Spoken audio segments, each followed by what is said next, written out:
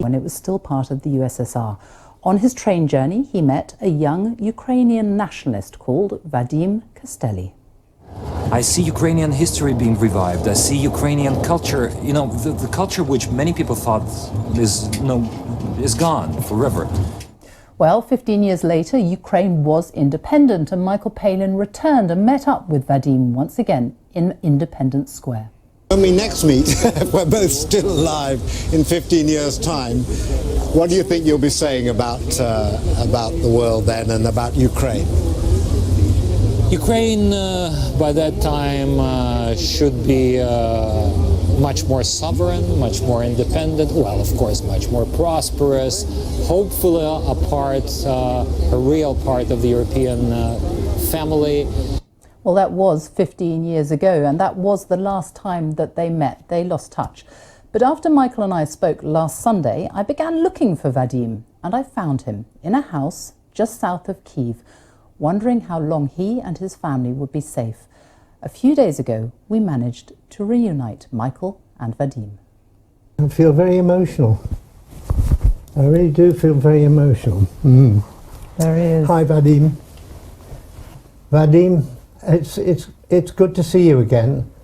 And I'm just so sorry about the dreadful circumstances. And my heart goes out to you and your family and everyone around you in Ukraine. I'm glad you're safe. Are you safe? Michael, thank you very much. I'm happy to see you here. I wish we were talking in a different situation and not in this terrible and tragic days that my country is facing. I am relatively safe because my family and I were staying in our house, which is in the outskirts of Kyiv, which is probably in the only place that Putin has not bombed yet. You know, when we talked, we had that, I looked at the other day, that lovely talk we had in Independence Square, and the sun was shining and the flags were up there, and you were celebrating democracy, and you said, well, if and when we meet in 15 years, what will have happened? And you said you hope that Ukraine would be a sovereign nation and that you'll be part of the European family. And I was just wondering were you so successful in this that Putin invaded? Do you think that's the reason why? Right. I think that the real reason why Putin has invaded us is to put an end to this nationalist Ukraine, which is national Ukraine. We are all nationalists because we all want to be a nation that is not part of Russia, which is why he hates us, And now when he made his troops, his murderers, his killers enter Ukraine, and instead of being welcomed with flowers, which is what he was telling them, that of course, as soon as you come into Ukraine, people will be happy to see you, you liberate them. Instead, they welcome them with Molotov cocktails. Vadim, what are you going to do? Are you going to stay put, or are you going to try and leave? We have organized. We have a unit of territorial defense, as we call it. I have my old, hunting rifle, and this is something that is almost next to me as I speak to you, because we don't have the Russians coming in at the moment, but you can never know when they can arrive. So I'm going to stay put for now. Not such a young man, but I still know. So you will fight. You will fight if you have to. Weapons. I hope so, at least. And I'm going to stay here. It's interesting, Vadim, because neither of us are young men anymore. I have to. And we met that first time on the train when your country was part of the Soviet Union. Then 15 years later, and this wonderful sort of feeling of democracy and openness in the Independence Square, and now this. But I have great hope. I do. I feel that what's happening and what the people are doing in Ukraine is so admirable that it has to be rewarded. I mean, you're clearly not going to give up. I mean, do you think that there's things that the outside world, the rest of the world, should be doing that they're not doing now? Demanding that NATO would impose a no-fly zone over Ukraine is not realistic, and I understand it. Demanding that the West immediately stop buying Russian oil and gas is not realistic, and I understand that. So that's why I said what we can hope for now is just more weapons so that we can keep resisting. Michael, can I ask you, what it's like seeing Vadim now, because you met him 30 years ago, Yeah. you met him again 15 years later. You lost touch, didn't you? Yes, And until we spoke last week, you had no idea what had happened to him, and here he is now, Yeah. in these terrible circumstances. Well, there are terrible circumstances, and I'm so glad to talk to you, actually, because, I mean, we talked in good times, and it's great that we can talk again in bad times, because there has to be some sort of, you know, communication between us, between the nations, between the countries supporting Ukraine is so, so important.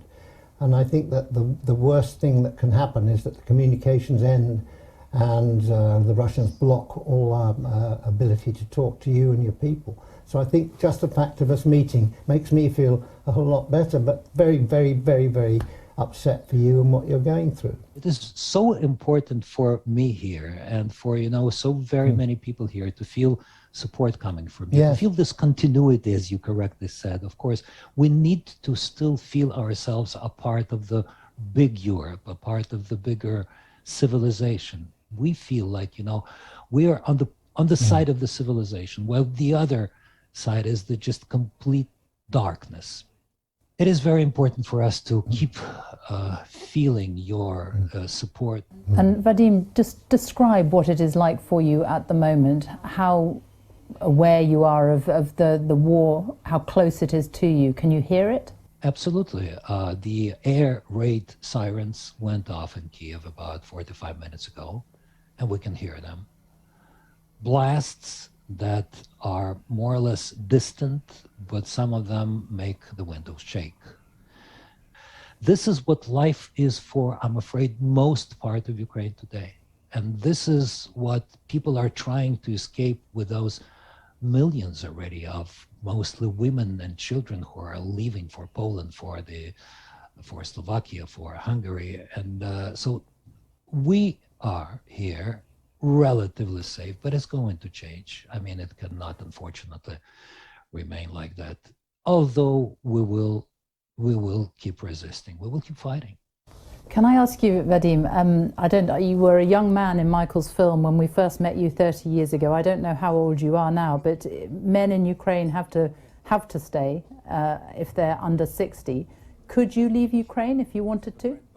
Yes, I can. I'm 64, and legally nothing can stop me, and I can try to leave the country. It's not an easy way in terms of logistics, but I can do that, and I can take my wife. I would not want to, at least not for now, because I feel like, you know, the reason why Putin could not take over Ukraine after 2 or 3 days, like everyone has predicted, was because nobody on the Russian side expected Ukrainians to, you know, to resist with such heroism, and I just have to be a part of my nation.